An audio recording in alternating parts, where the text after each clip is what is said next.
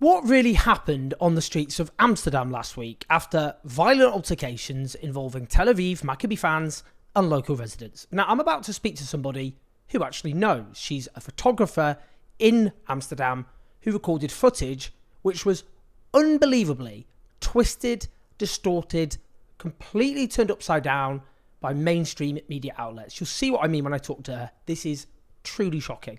This was indicative of how mainstream media outlets and politicians deliberately distorted what happened, erasing basic facts like Maccabi Tel Aviv fans celebrating the slaughter of Palestinian children and calling for the murder of Arabs while their country is committing genocide, violently attacking local residents, rampaging around the streets clutching iron poles and other weapons, tearing down Palestinian flags from people's homes and then burning those flags, throwing stones at people's properties, leaving residents terrified, setting off fireworks on the streets and including to deliberately disrupt a minute's silence for victims of Spain's floods. That's not to say Maccabi fans weren't attacked or that they weren't attacked with an anti-Semitic flavour that happened. The latter, I would certainly unreservedly condemn. The point is, this context was deliberately stripped away from what happened. The genocidal racism of Maccabi Tel Aviv fans erased, and that this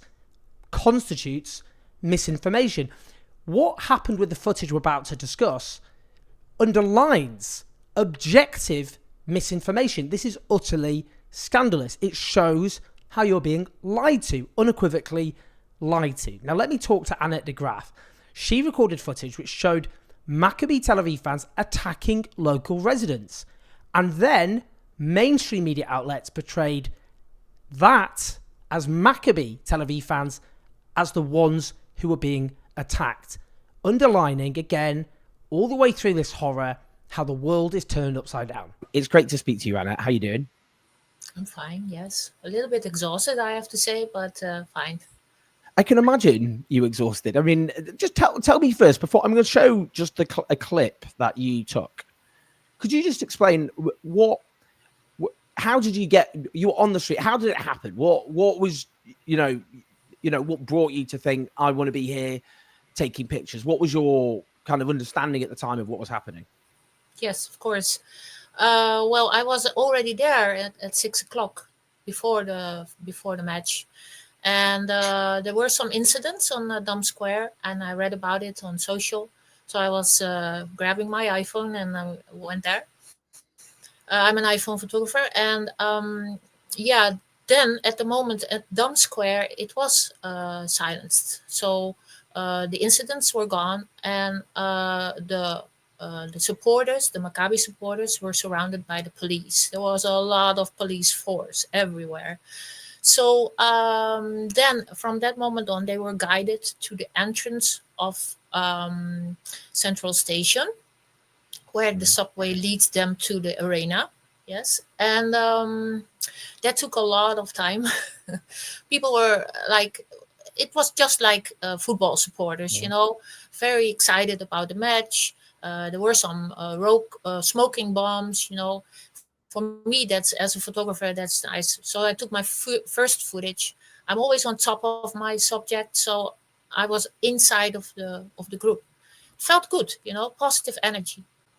And so I posted that on X, because I always do that immediately. And so they guided the group towards the Central Station. We were there. They were shouting. Yes, they were going downstairs in groups, and then they left. For me, it was not exciting anymore. I went home and I was thinking like, okay, I will return at 11 because they have to go back at the same entrance. So I was there 11:15, and you have to know, as a photographer, I'm only interested in the police force because they are photogenic, and I was thinking like, okay, there will be a lot of police in front of that entrance. No, none. Only 3 buses with no police inside, just one car passing by every time, no police force. So I went to a bridge that was in the opposite of Central Station, waiting for the supporters to come up. I saw they came up 11:30 from one side, that was the side of the Central Station, but also from another side. that was on the right of me. And that was a big group. They crossed me. I was in the middle of the group. So feeling their energy, yeah, it was like high adrenaline, and a bit fucked up, And I was thinking like, okay, something is going to happen. Let's stand here, stay here, because I didn't feel to go after that very near. So they turned around on the Dam Rock. That's the street between Central Station and the Dam Square. And immediately they lit up the fireworks, big fireworks. It was like a bomb. And they ran away. Yes. So I recorded the smoke of the bomb and them running away. Then I was thinking like, okay, I think something more is going to happen. They gathered in front of the Victoria Hotel. Yes. And I was walking in front of them on the other side of the road. There I was standing waiting. What will happen, And then they shouting, and it was like really, really bad vibes, very, really almost aggression. And then I saw also Amsterdam youngsters, not really grouped, but like 2 or 3 of them walking around. There were 2 with a Palestinian flag around their bodies. There were scooters shouting at each other from the one side of the road to the other side of the road. Well, I couldn't, of course, hear what they exactly said.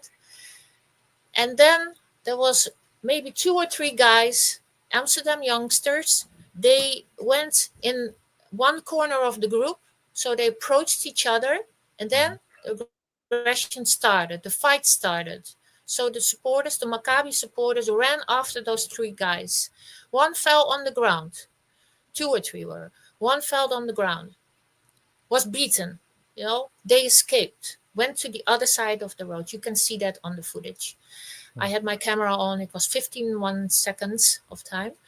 Shall I show you this footage? Shall I show the footage? Yes, of course. Yeah, let me show it.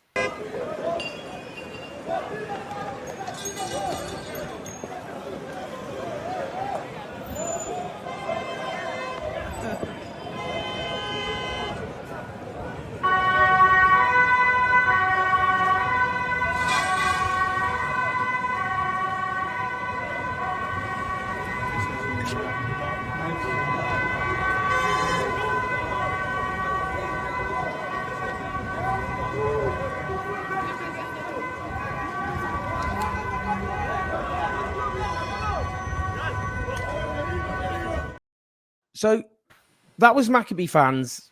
They're the ones doing the attacking, and that was your footage you took. Yes. So that footage was then used all over the Western media to suggest that those were local Dutch people attacking Maccabi fans. Yes. I posted it like 5 minutes on X. And immediately it was taken from me. I posted it with a non-downloadable feature, I posted it with my copyright sign on it. And immediately someone, I don't even know the name of the guy, but he's like an influencer in America. And he posted it within saying something totally the opposite. Like it was like some sort of Jews hunt. And so people pointed that out to me. So I immediately responded to this guy and said, like, you take it down, and I will show you the real context. And that was Maccabi supporters attacked a Dutch man. We could, I mean, that was, I'm just to give you another striking example, because this is quite scandalous, that Sky News did a package which accurately summed up the events in Amsterdam. And then they did another package, which then was actually just disinformation. It completely distorted what happened. And they use your footage. And this, I'll just show you this because it shows side by side how Sky News originally presented accurately your footage, and then what they did in the second version. Let me just show you this. Maccabi fans were seen attacking locals as a police car can be seen driving by. A video posted on social media shows a large group of hooded men dressed in black running down the street and striking people at random. So what they did in the second version is just completely erase what the hell was actually happening. They just said, so it makes it look ambiguous, so it could be local residents attacking Maccabi fans. I mean, what do you think about that? When you saw this, what are you thinking? I was shocked. Hmm. I was really shocked. Not so much because of what you can see from the re-editing of the original, but also because I know and no one knows that I was recorded in a live show of Sky News.